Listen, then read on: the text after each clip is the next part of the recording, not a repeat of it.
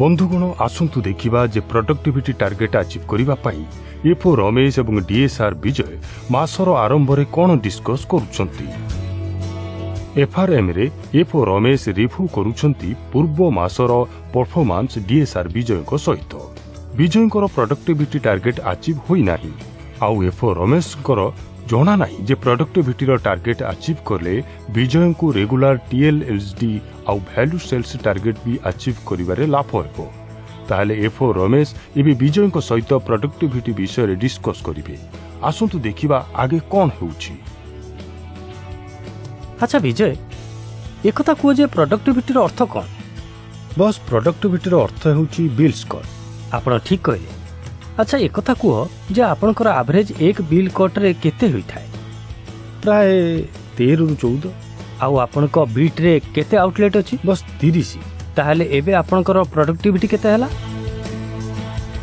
भय करनी विजय, ये बहुत सहज। टोटल बिल कॉल को टोटल शेड्यूल्स कॉल रे डिवाइड करले प्रोडक्टिविटी जणा पड़ी थाए। या परसेंटेज रे बाहरी जाई थाए। ताहले काली तुमरो प्रोडक्टिविटी केते थिला? ए नियो कैलकुलेटर।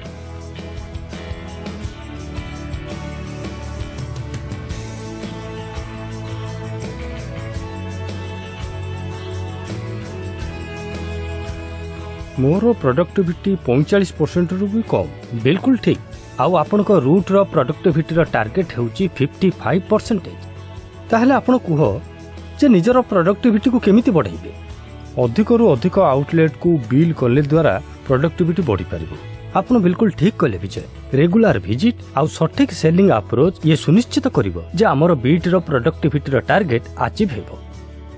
विजय एक कथा कुह जे आपण प्रत्येक आउटलेट को प्रति सप्ताह केमिति बिकिबे? बस ये तो असंभव। प्रत्येक आउटलेट रो बिलिंग गोटिए बीट रे मु तो आज पर्यंत करिनी। किछि कथा नै, एइते पई तो हमें प्लानिंग करछंती जहा द्वारा आपनकर 55% प्रोडक्टिविटी रो टार्गेट प्रतिदिन अचीव हेबो। अच्छा गोटिए बीट रे 55% प्रोडक्टिविटी आनिबा पाई आपन को केते दुकान रे बिल्स कट करियो पड़िबो? बस अति कम रे 17 रु 18 आउटलेट। बिल्कुल ठीक विजय। ता माने एबे का हिसाब रे आपन को 4 रु 5 अधिक आउटलेट रे बिल्स कट करिया को पड़िबो। फल रे आपन 55% प्रोडक्टिविटी रो टार्गेट माने 17 रु 18 प्रोडक्टिविटी कॉल्स अचीव करिवे। आज्ञा बस। आसंतु एबे निज ग्रुप रे डिस्कस करिबा जे एफओ रमेश एवं डीएसआर विजय कोन ठीक कले आउ कोन भलो करि पारथांते।